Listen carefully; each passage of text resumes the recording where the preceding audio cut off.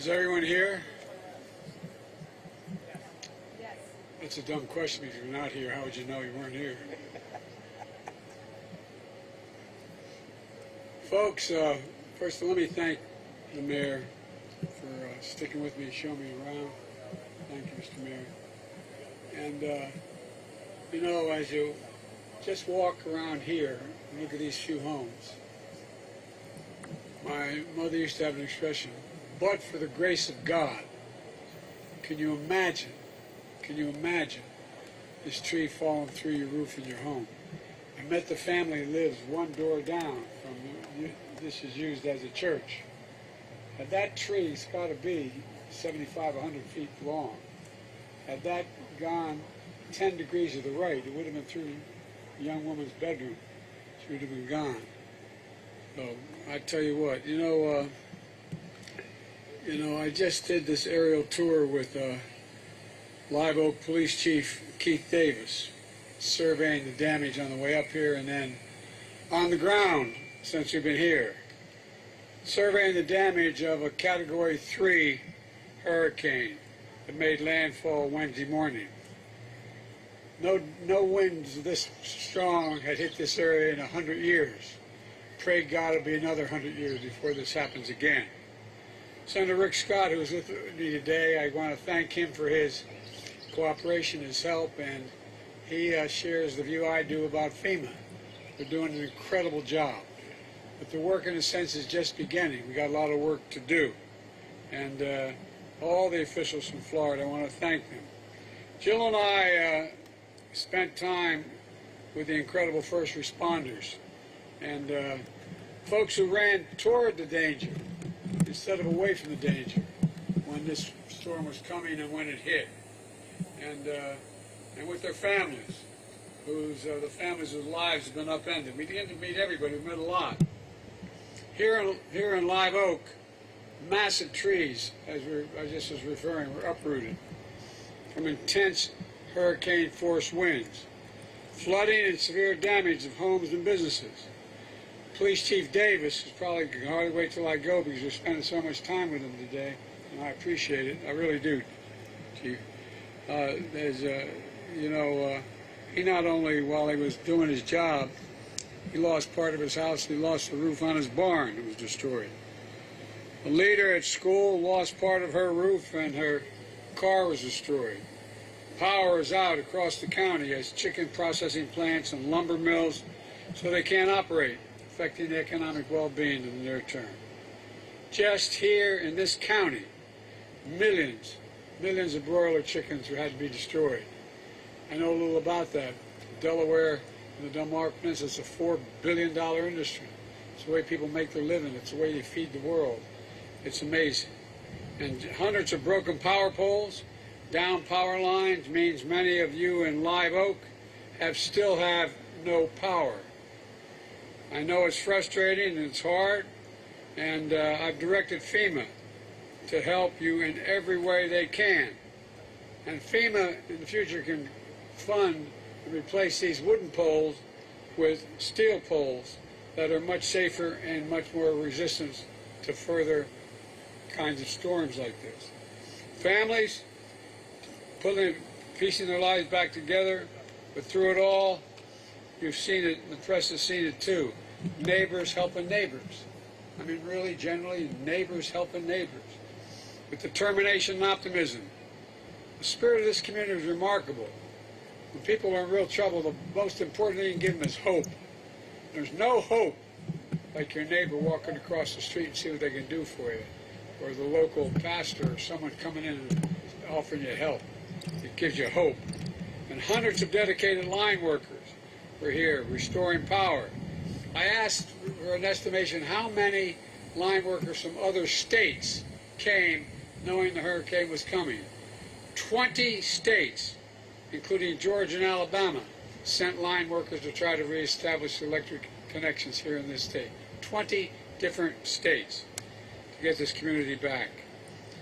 I've been in frequent touch with Governor DeSantis since the storm made landfall, and at my direction, FEMA Administrator Criswell, she traveled to Florida Wednesday night after having been here earlier, and I approved the request within 6 hours of the time the Governor DeSantis asked for a major disaster declaration.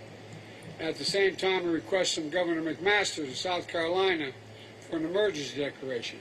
That's a fancy way of saying just getting help immediately and all we can do under the law. And folks, we're making federal assistance available for Florida survivors whose homes or businesses are damaged and destroyed. We're helping Florida and South Carolina deliver meals and water and remove debris. And we pre-positioned ahead of time, the FEMA pre-positioned, knowing this storm might hit, meals and water throughout this area. Before this storm, we pre-deployed 1,500 federal personnel and 900 Coast Guard personnel. That's not to mention the National Guard, the State National Guard that's here that's weighed in as well. We served millions of meals, thousands of tarps, blankets, and cots. And from the moment this storm hit, federal search and rescue teams helped people whose homes were surrounded by water. And now the storm has passed, and you're dealing with what's left in its wake. And we're not going anywhere, the federal government. We're here to help the state as long as it takes. FEMA and the Small Business Administration are here to help residents whose homes and businesses were destroyed or damaged, and you can determine whether you qualify and how to get the help if you haven't been contacted already by going to disasterassistance.gov and register for assistance. If you had any damage, go to disasterassistance.gov to register for assistance. Earlier this week, I visited FEMA headquarters in Washington to thank the emergency responding personnel who are working 24/7 here in Florida and throughout the southeast, and in Maui and Hawaii. I want to reiterate that appreciation today. I also convened my entire cabinet as part of a whole-of-government response. And that response is to increase the number and intensity of the extreme weather events and be wary we're going to use all the resources available to the government to do it. Nobody can deny the impact of climate crisis. At least nobody intelligent can deny the impact of the climate crisis anymore. Just look around the nation and the world for that matter. Historic floods, intense droughts, extreme heat, deadly wildfires that have caused serious damage like we've never seen before. Just since being president, in 2.5 years, I've flown over more land burned to the ground as a consequence of wildfires than occupy the entire land of the state of Maryland, from down in New Mexico and Alabama all up into Montana and around. It's been devastating. Folks, when I took office, I directed my team to raise our game in how to lead and coordinate our response to natural disasters. I met people here today that are, and when they need our help the most, is the reason why we've done it. Just look around this community or every other community you followed me to. Folks, to not only meet people where they are when they need help the most, but to build back stronger and more resilient. Just like I directed my entire cabinet to do in Maui, to help devastated communities recover and rebuild there as it was before. You know, these crises are affecting more and more Americans. And every American rightly expects FEMA to show up when they are needed and to help in a disaster. So I'm calling on the United States Congress, Democrats and Republicans, to ensure the funding is there to deal with the immediate crises, as well as our long-term commitments to the safety and security of the American people. I'm here today to deliver a clear message to the people of Florida and throughout the Southeast.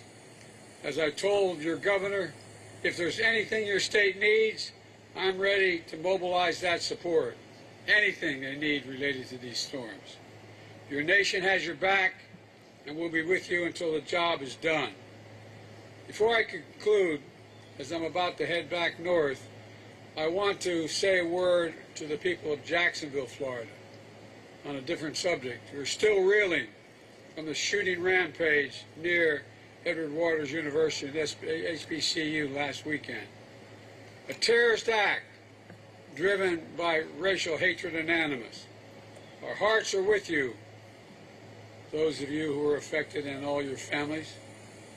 Terrorist act, as I said, driven by hatred and animus. And ladies and gentlemen, let me say this clearly. Hate will not prevail in America. Hate will not prevail in America. Racism will not prevail in America. Domestic terrorism will not prevail in America. And to make it real clear, silence on this issue, both public and private, from the private sector, silence is complicity. We must not, we will not remain silent. I'll have much more to say about that later, but I did want to mention it while I was here. Ladies and gentlemen, you saw firsthand, and thanks to the press, the rest of the nations got to see it. These are good people have been devastated. They need help. Imagine yourself in this position. Imagine you being in this position. Imagine you being the family that a tree that is about more than 100 feet, a gigantic tree, coming that close to taking out your daughter's bedroom and taking out your daughter in the process. You know, this is tough stuff. But again, if people know we're with them, they'll get through this. Just knowing we're not going to forget, and we will not forget. Thank you all so very much. I'll take a few questions. Yes, ma'am. Mr. President, are you disappointed that the governor didn't join you on your visit today and that his handling of your visit makes it seem like politics is getting in the way of your joint response to this crisis? Well, no, I'm not disappointed. He may have had other reasons, but he did help us plan this. He sat with FEMA and decided where we should go, where would be the least disruption. And I'm very pleased. The guy who we don't agree very much at all, the distinguished former governor and senior senator, he came, talked about to me and to you all about what an incredible job the federal government was doing, and I found that reassuring. And so I think we can pull all this together. I really do. You said in March that you would go to East Palestine, Ohio. You came here. How come you haven't gone to East Palestine yet? Well, I haven't had the occasion to go to East Palestine. There's a lot going on here, and I just haven't been able to break. I was thinking whether I'd go to East Palestine this week, but I then was reminded I've got to go literally around the world. I'm going from Washington to India to Vietnam and so it's going to be a while. But we're making sure that East Palestine has what they need materially in order to deal with their problems. Yes. Mr. President, are you confident that there will be enough money to deal with this disaster and the other disasters that have happened and will continue to happen around the country? The answer is I'm confident because I can't imagine the Congress saying we're not going to help. There are going to be fights about things that don't relate to this, trying to connect this to other money or not, you know. But I think we'll get through it. I just can't imagine people saying no, they're not going to help. Well, ladies and gentlemen, oh, I'm sorry. I wasn't even supposed to take the questions now. Mr. Mayor, I apologize. The podium is yours, Mr. Mayor. Thank you, Mr. President, and again, thank you so much for coming to